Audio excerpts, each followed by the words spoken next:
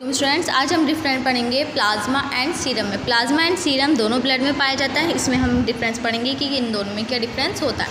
A transparent straw coloured liquid portion of the blood, जो blood का transparent होता है, स्ट्रो कलर्ड होता है, लिक्विड पोर्शन होता है, वो क्या होता है? Plasma.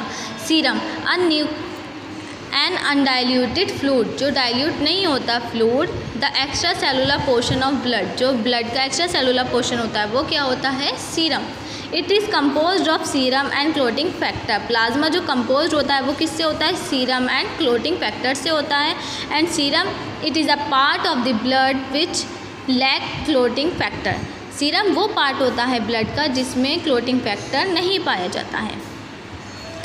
It is acquired after centrifuging blood with the anticoagulant. ये जो एक्वायर्ड होता है कब होता है? जब कंट्रीफ्यूगिंग ब्लड एंटीकोगुलेंट के साथ मिल जाता है तब ये एक्वायर्ड होता है। लेकिन जो सीरम होता है it is acquired after centrifuging of coagulating blood. ये सिर्फ सेंट्रीफ्यूगिंग होता है कोगुलेटिंग ब्लड के होने पर। एंटीकोगुलेंट इज़ रिक्वायर्ड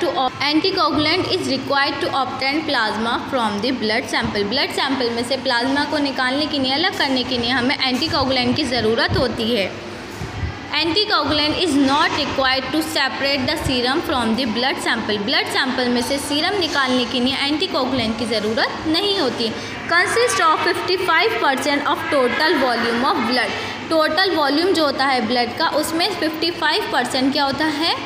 प्लाज्मा होता है। Less volume in comparison to plasma. Blood में जो सीरम का जो वॉल्यूम होता है वो प्लाज्मा की कंपेयर में कम होता है। Comparatively easier and less time is required to separate the plasma from the blood sample. Blood sample में से प्लाज्मा को सेपरेट करने के लिए इसमें टाइम कम लगता है।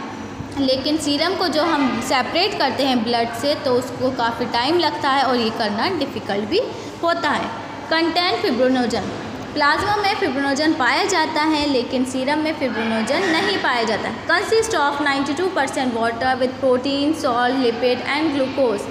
प्लाज्मा में क्या क्या होता है? 92% वाटर होता है जिसके साथ protein, salt, lipid and glucose भी होता है।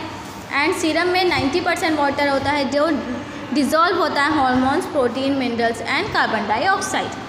हैज़ 1.025 ग्राम पर मिलीलीटर डेंसिटी। इसकी जो डेंसिटी होती है प्लाज्मा की वो कितनी होती है? 1.025। एंड सीरम की जो डेंसिटी होती है वो होती है 1.024 ग्राम पर millilitre.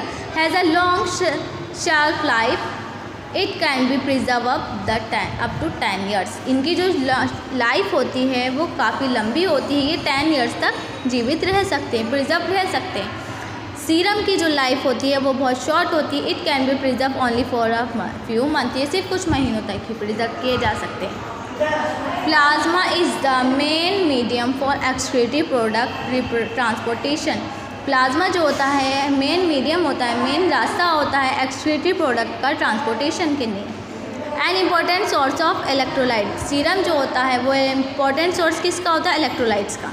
Cell are freely suspended in plasma. Plasma में जो सेल्स होती हैं वो फ्रीली सस्पेंडेड होती हैं। एंड सीरम में जो होती हैं सेल्स वो अटैच होती हैं बाय क्लॉट फॉर्मेशन।